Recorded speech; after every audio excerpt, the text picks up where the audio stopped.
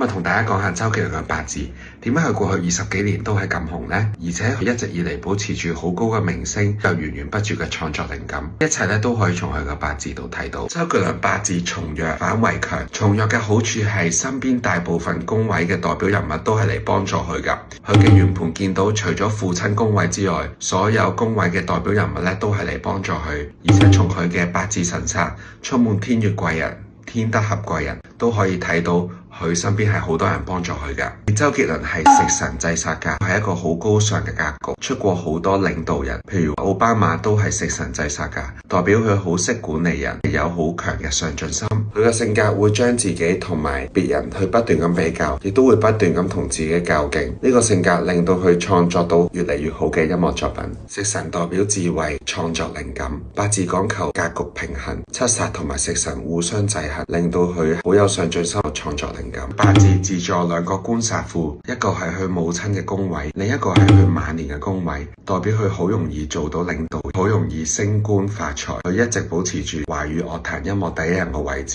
係官煞入庫嘅意象。其次，佢母親或者母親家族一定有人係做官員或者做領導嘅職位。命運，周杰倫固然命好，但係佢嘅大運都走得好好。1994年佢進入丁卯大運，丁為佢嘅食神，所以佢有好多嘅創作靈感。喺呢個大運入邊，2000年庚辰年係金土年，係佢嘅官同埋財。周杰倫係起金土同埋火，流年地支嘅財代表佢獲得一份穩定嘅收入。呢一年佢進入阿爾法公司，發佈咗佢第一張個人專輯 J。周杰倫唔起水木，水係佢嘅正印，木係佢嘅比劫。02同埋03年呢，天干都有印喎，因此佢喺呢2年發佈咗八度空間嘅專輯啦，都係未能獲獎。2004年戊辰大運，天干地支都係正財，呢10年去揾好多錢，過得好順利，亦都有好多嘅創作靈感，因此呢10年每一年都有推出專輯。唯獨2013年冇推出新專輯，因為天干癸水偏印奪去佢原局